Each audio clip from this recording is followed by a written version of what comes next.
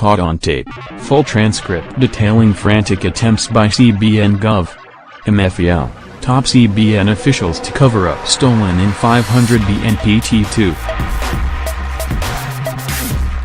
Following an authentic phone conversation as confirmed by the Central Bank of Nigeria between the governor of the bank, Godwin Emefiele, Deputy Governor, Edward Adamu and Deo Wosbi, Special Advisor to Emefiele, Sahara Reporters presents the full transcript of the second-part conversation, which details a frantic effort by all involved to cover up missing N500 BN, which was invested in a private business that flopped.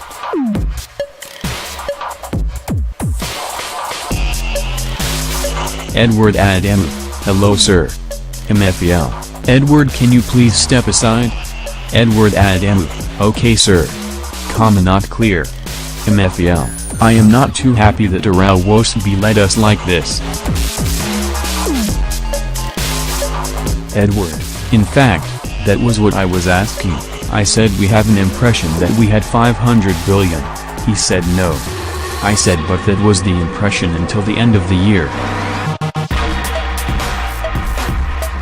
Emefiele: What are we going to do? That's what I told him. Emefiele: Along we all thought he had that, but it was very shocking to hear that apparently, it was not 500. You know. Edward, that's the major issue. Emefiele: Yee. I don't die now where I go see money. Edward: What I told them is, let's look at our income, if there is anything we can do around that area, you know, that might be an option. Edward: Because, now, we are in a very bad situation. He really didn't give us full information. Emefiele: I was like, God, he did a good job, he didn't pass time he left. How do I handle this? Emefiele: We have to rack our brain and get something out because we can't afford it at all. Not at this time. Emefiele: Opposition will say it should have depreciated in the project. Emefiele: Opposition will say it should have depreciated in the project. Emefiele: And then foreign investor would not begin to panic and take their money out because they would say it would depreciate. There would be panic in the market and we can't take this at this stage, at all. We have to get a way out. We are just discussing now and what are the possibilities, what you can do. We will get back to you. Emefiele: I'm just getting hopeless about it because I am still thinking which way I should go. Edward: Yes, that is really the task now. Emefiele: If there is a place you can find money.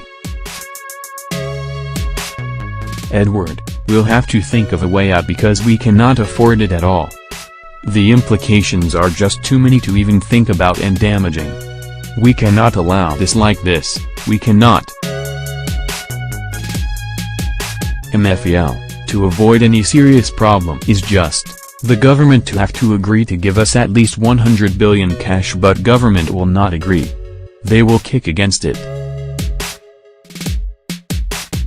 Edward: Yes, they will kick against it. Really?